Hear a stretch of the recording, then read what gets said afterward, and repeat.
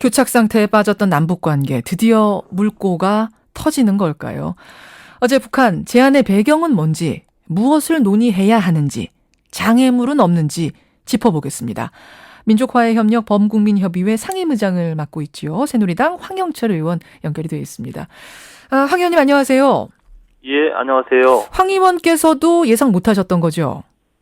그럼요. 예. 네. 근데 이거 사전에 물밑 접촉은 전혀 없었던 겁니까? 우리 정부와 북한? 네, 현재로서는 물밑 접촉이 없었던 것으로 확인되고 있죠. 일단 뭐 배경이고 뭐고 따지기 전에 남북 양쪽 다 어제 잘한 거 맞죠? 네, 그렇습니다. 일단 북한에서 어떤 대화 제의를 한 것 잘했고요. 예. 그리고 대화 제의를 해오자마자 사실 빠른 시점 안에 예. 그 장소와 시기를 못 박아서 북측에다가 다시 제안을 한 것은 매우 발빠르고 또 적절하게 했다라고 보고 있습니다. 그렇죠. 근데 북한이 왜 갑자기 태도를 이렇게 바꿨을까? 이 부분은 계속 궁금증으로 남습니다. 왜냐하면 최근까지 박근혜 대통령 네. 실명 거론하면서 강하게 비판했고 또 네. 엊그제까지만 해도 라오스의 그 탈북 청소년들은 남한이 유인 납치한 거다 이런 비난까지 했었거든요. 네. 그런데 이렇게 태도 변화가 온 건 무슨 이유라고 생각하세요? 물론 이제 전반적인 이제 국제 상황을 고려하지 않을 수 없었다라고 보고요. 첫 번째는. 그리고 우리 남한 내에서도 이제 북한에 대해 태도에 대해서 예. 국민들이 일관되게 입장을 같이 해왔다는 이 두 가지 측면을 볼 수가 있고요. 예, 예. 그리고 결정적으로는 이제 오늘 중국과 미국이 정상회담을 하게 되는데 그 현재 상태로 봐서는 중국과 미국이 북한 문제 해결을 위해서 어떤 단호한 조치라든가 예. 지금까지 다른 어떤 스탠스가 나올 수 있다라는 그런 압박감이 결정적으로 작용되지 않았나 이런 생각을 좀 해봅니다. 중국과 미국 결국 그 압박감이 가장 크게 작용한 거 아니냐 이런 생각. 네네. 예. 네. 그 배경이 이제 어찌됐든 간에 분명 남북 사이에 찾아온 굉장히 오랜만에 좋은 기회를 잘 살려야 할 텐데 일단 네. 12일 서울에서 장관급 회담으로 개최하자 이렇게 우리가 네. 역제안을 했습니다. 네. 이건 북한이 받을까요? 북한이 회담을 제의하면서 개최 시기와 뭐 장소라든가 방법 등의 문제에 대해서 남측에 일임을 했기 때문에 남측이 제안한 것에 대해서 거부하기는 어렵다고 생각이 듭니다. 그리고 이것을 거부했을 경우에 북한의 회담 제의에 대한 진정성을 의심받을 수밖에 없기 때문에 예. 현재로서는 남측의 제안을 받을 수밖에 없다. 받아들일 거다. 네네. 사실은 서울로 오게 되면 혹은 우리가 평양으로 가게 되면 뭐 개성이든 네. 어디로 가게 되면 네. 사실 가는 쪽이 상당히 좀 고립이 되거든요. 발빠르게 뭔가 참모들끼리 회의를 할 수도 없고 이러다 보면 네. 좀 성과가 밀릴 수도 있다 네. 이런 걱정을 하게 마련인데 그럼에도 불구하고 너희가 선택하라고 했을 땐 그런 것도 감안한 네. 걸 거다.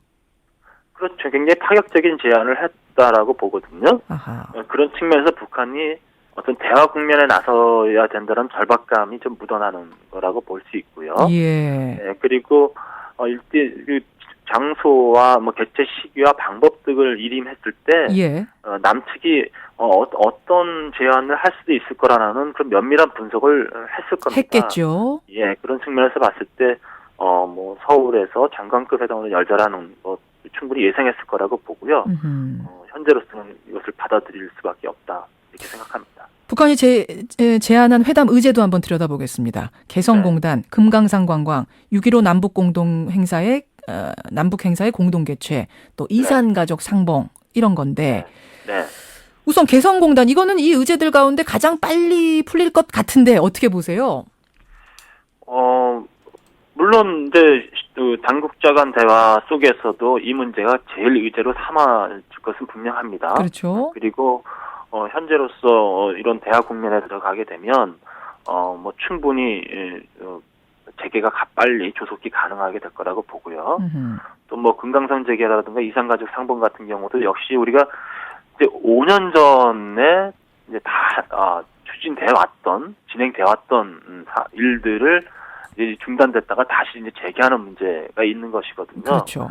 그래서 이번에는 이제 이런 대화를 해서 할 때 뭐 5년 전의 상황을 그대로 되돌리는 것이 아니라 5년 전에 이 중단됐던 상황들을 다시는 반복되지 않도록 업그레이드된 그런 대화들이 오고 가야 되겠죠. 그것이 무엇보다 중요하다고 보고요. 그리고 또 개성공단 문제만 보더라도 예. 이번처럼 이렇게 갑자기 중단 조치를 내린다거나 또 신변 문제에 대해서 어려움이 없는 이런 분명한 조치를 우리는 요구하게 될 것이고요. 북한이 이것을 이제 받아들일 수밖에 없지 않을까 이렇게 봅니다. 그럼 우리 이번에 회담장 나가면서 개성공단 네. 이야기를 풀어갈 때 한쪽에서 일방적으로 그냥 문 닫아버릴 수 있는 이런 상황은 없게 하자라는 걸 들고 갈 것이다. 가야 한다. 남측 입장에서는요, 당연히 이 문제를 제기할 수밖에 없습니다. 그래서 개성공단이 다시 정상화되게 되면 예? 지금처럼 이제 어떤 이런 정치적인 상황이라든가 특단의 상황 속에서 예. 중단되거나 그러지 않도록 분명히 이제 이건 국제적인 그런 기업직으로서 예? 성격을 못 받게 하는 문제 등등의 문제를 포괄적으로 논의해야 되고요. 그렇게 이제 업그레이드된 관계 설정이 꼭 필요하다고 봅니다. 근데 개성공단은 뭐 북한도 워낙 이쪽이 중요하니까 그걸 받아들이면서 금방 성사 풀릴 수가 있습니다만 금강산 관광 재개 같은 경우에는 우리가 계속 요구해온 재개 조건이 있었습니다. 철저한 진상조사, 그러니까 박광자 씨 사건에 대한 재발방지 대책, 신변안전 보장. 이 조건들을 여태까지 거부했던 북한이 받아줄까요? 물론 우리는 이제 문제를 제기해야 되겠죠. 그러나 저는 개인적으로는 예. 이번에 이러한 대화 국면 속에서 우리가 그 부분을 일정 부분은 북한의 입장을 고려해줄 필요도 있다고 생각을 합니다. 전체적으로 이 북한이 대화를 먼저 선제의해 왔고요. 예. 그래서 이것을 이제 그 대화 국면으로 가게 되고 어떻게 보면은 이번에 이러한 대화 국면이 한반도 관계에 아주 극적인 전환을 가져올 수도 있다라고 보거든요. 또 박근혜 대통령 입장에서는 한반도 신뢰 프로세스가 제대로 작동하게 만들 수 있는 그런 계기도 될 것이고요. 그렇죠. 그럴 때 북한에 또 계속적으로 주장했던 부분을 모두 다 우리가 이번에 얻어내려고 하면 그것이 또 이런 대화 국면과 국면 전환에 있어서 또 어떤 걸림돌이 될 수도 있습니다. 이명박 정부 때처럼 재개 조건 가지고 계속 얘기하다 보면은 또 그게 걸림돌이 돼서 모든 게 올 스톱. 그렇죠. 그래서 이제 그런 부분들에 대해서 북한의 입장도 일정 부분은 고려해주면서 이런 대화 국면을 이끌어가게 되면 박근혜 대통령이 또 전 정권과 다른 어떤 대북 관계를 만들어가는 그런 좋은 계기가 될 수 있다고 보거든요. 지금 그래서 그런 것들을 잘 고민하면서 했으면 좋겠어요. 알겠습니다. 지금 이제 박근혜 정부의 극적인 계기가 될 수 있다 하셨어요. 남북 관계에. 그러면 이번에 만약 그 북한의 장관급들이 온다면 서울로 온다면 박근혜 대통령이 나서서 접견하는 건 어떻겠느냐. 이 제안은 어떻게 생각하세요? 충분히 그러셨으면 좋겠어요. 그랬으면 좋겠고요. 그리고 이제 적어도 뭐 장관급 회담이 오고 갔을 경우에 그리고 이제 또 대통령과의 만남 이런 부분들은 의전상 해왔던 부분들이 있었기 때문에 그런 뭐 만남이 저는 굉장히 필요하다고 보고요. 필요한 걸 넘어서 될 것 같습니까? 글쎄 그건 제가 섣불리 얘기할 수 있는 부분은 아니고요. 저는 뭐 장관급 회담이 서울에서 개최된다면 대통령과의 만남은 이루어질 가능성은 매우 크다. 그렇죠. 이렇게 전망이 됩니다. 관례를 봤을 때 좀 높지요, 사실은. 그러면 조금 더 획기적인 어떤 뭔가가 이루어지지 않을까 이런 기대도 있는 건데. 그런데 남북 관계가 잘 풀리다가도 핵 얘기 등장하면 바로 얼어붙지 않습니까? 비핵화가 우리 요구 조건이지만 이제 지금 이걸 조건으로 딱 넣어버리면 대화문이 닫힐 수도 있는 상황. 어떻게 풀어가야 되나요? 이 핵 쪽은.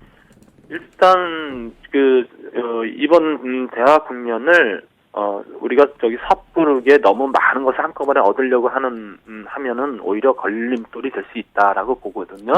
그래서 일단 북한이 제기한 의제에 충실하게 일단 이것을 성사시키는 쪽으로 회담을 진행하고요. 그러면 지금 말씀하신 대로 남북 장관급의 만남이 이루어지고 그러다 보면 또 정상 간의 만남도 이루어질 수 있다라고 보거든요. 김정은, 박근혜 두 정상이 만날 수도 있다. 그 정도까지 내다보세요? 저는 뭐 장관급 회담을 통해서 대화 국면이 잘 형사가 되면 그렇게 이루어지지 못할 이유가 없다라고 보고요. 핵이라는 문제가 저쪽에 남아 있는데도 가능할 것이다. 이런 과정 속에서 이제 세계의 의제에 국한돼서 논의가 출발되겠지만 이후에 북한이 이런 대화 국면 속에서 또 중국이라든가 미국과의 이제 대화 국면을 또 가져갈 거라고 볼 수 있거든요. 그렇죠.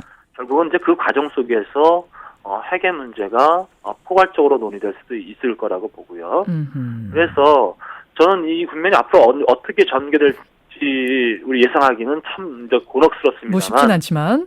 굉장히 긍정적인 쪽으로 전개될 수 있을 가능성이 매우 크다고 보고요. 알겠습니다. 그런 국면 속에서 지금까지 북한의 여러 가지 문제들이 아마 테이블에 매우 크게 올라오지 않겠느냐. 예. 지금 극적인 계기라는 단어를 쓰셨던 것에 저는 자꾸 주목이 됩니다. 예, 기대를 하면서 네. 핵과 이 지금 주어진 의제들은 투 트랙으로 접근하는 이런 방법도 우리가 염두에 둬야 된다는 말씀. 예, 네. 여기까지 듣겠습니다. 고맙습니다. 네네, 감사합니다. 민족화해협력 범국민협의회 상임의장 새누리당 황영철 의원이었습니다.